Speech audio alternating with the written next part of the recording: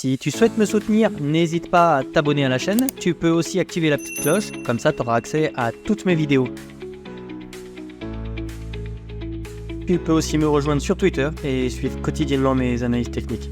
Je te mets tous les liens en description. Bonjour à tous, très content de te retrouver aujourd'hui pour une nouvelle vidéo sur Bitcoin. Il se passe des choses, c'est très sympa, j'ai des petites alarmes qui sonnent un petit peu de partout, on retrouve de la volatilité un petit peu dans les deux sens. Donc on va vraiment répondre à plusieurs questions aujourd'hui. Est-ce que déjà on peut considérer qu'on repart sur un super cycle géant et est-ce qu'on va chercher des 80 ou des 100 000 dollars? Ou est-ce qu'au contraire il faut rester sur ses gardes, rester méfiant sur cette oblique-là? Ça, c'est vraiment des questions qu'on va essayer d'aborder aujourd'hui. On va essayer de répondre à tout ça. Donc, on va commencer tout de suite déjà par tracer cette fameuse oblique qui nous fait tant de mal depuis déjà plusieurs mois. Donc, on voit qu'on est vraiment passé au-dessus. Donc, on a eu quand même un premier signal plutôt intéressant. Alors, ce qu'on n'aimerait pas, c'est une réintégration comme celle-ci, tu vois, avec des vilaines mèches de rejet et une réintégration en dessous, parce que ça voudrait dire retourner chercher le bas de l'oblique.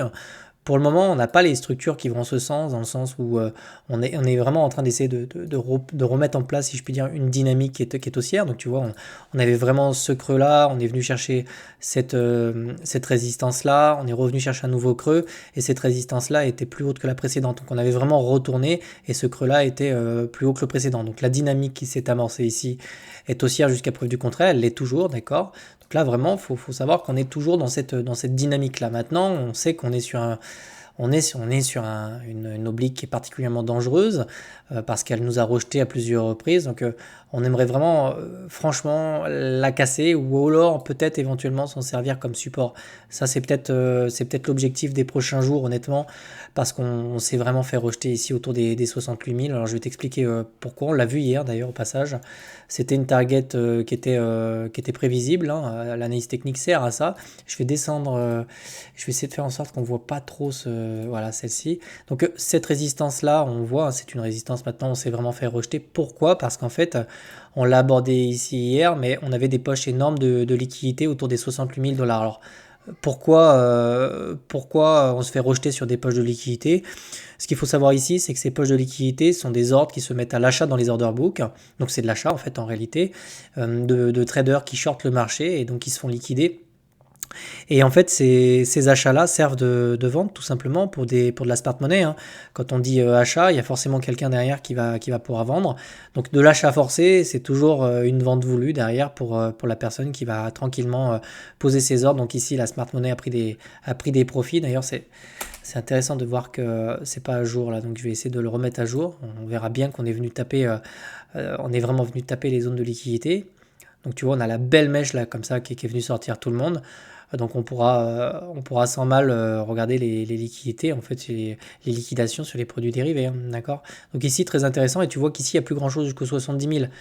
Donc bon, peut-être qu'on va essayer de consolider, construire quelque chose pour essayer d'accumuler de nouveau des shorts, pour essayer d'avoir de nouvelles liquidités, d'accord ? Moi, je serais plutôt le partisan dans les prochaines heures, prochains jours, d'essayer de consolider au-dessus de cette oblique-là.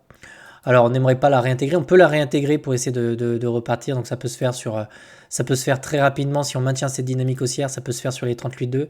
C'est-à-dire que ça, c'est pas quelque chose que je peux exclure. C'est-à-dire, on commence à consolider, hop, on vient chercher les 38,2 et puis ensuite, on repart sur un magnifique W. Donc, un petit peu ce qu'on a fait ici, par exemple, ici. Donc, c'est vraiment quelque chose que j'exclus pas. Donc, le niveau des 38,2 autour des 64 000 dollars, je ne peux pas te dire qu'on va pas y retourner. Ça peut être un niveau clé.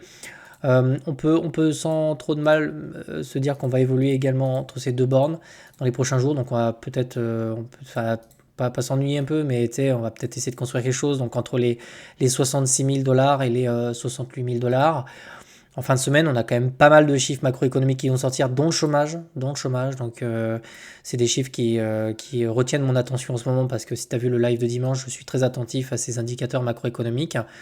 D'autant plus que le Nasdaq nous fait des trucs qui sont pas fous là, donc tu vois, j'aimerais vraiment pas qu'on se retourne ici, ce serait vraiment pas fou. Donc pour le moment, on va pas s'inquiéter, on a vraiment cette dynamique qui est impeccable, on a les structures, on a les épaules tête épaule inversée, on a tout, on essaie de casser. Donc maintenant, il faut essayer de trouver le momentum pour aller plus loin, mais c'est pas BTC qui va décider, c'est la macroéconomie, d'accord. Donc je vois beaucoup de personnes qui qui pensent que automatiquement, parce que sur les cycles précédents, tout de suite, il y a eu les élections, non mais ça ne marche pas comme ça, et la macroéconomie est plus forte que tout le reste, et si demain on a des récessions ou des chiffres qui sont mauvais, Bitcoin, lui aussi, il en subira d'une certaine manière les conséquences économiques, d'accord?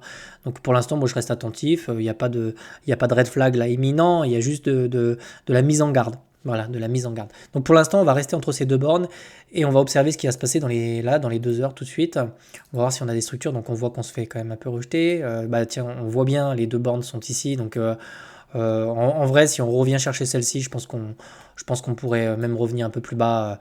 On pourrait même revenir un peu plus bas. Donc sur ce mouvement-là, on l'a vu, hein, mais c'est les 38,2, ouais, c'est les 64 000.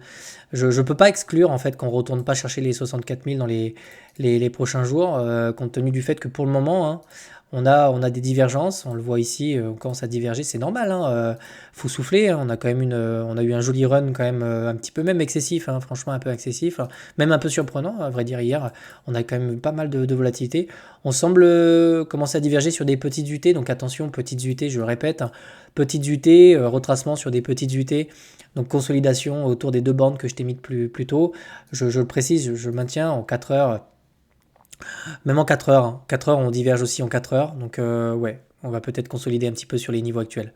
Très honnêtement, on va consolider et on va sûrement corriger un petit peu. Ça ressemble beaucoup à ça pour le moment. Je serais très surpris si on vient comme ça chercher plus haut. Ça ressemble beaucoup. Tu vois, il y a des petits clusters de mèches que j'apprécie. Ça ressemble à de la correction et à du retracement. On va voir une consolidation peut-être à venir. En tout cas, ça commence à y ressembler. D'autant plus que tu regardes, je te fais l'analyse technique telle que je la sens là, tu vois.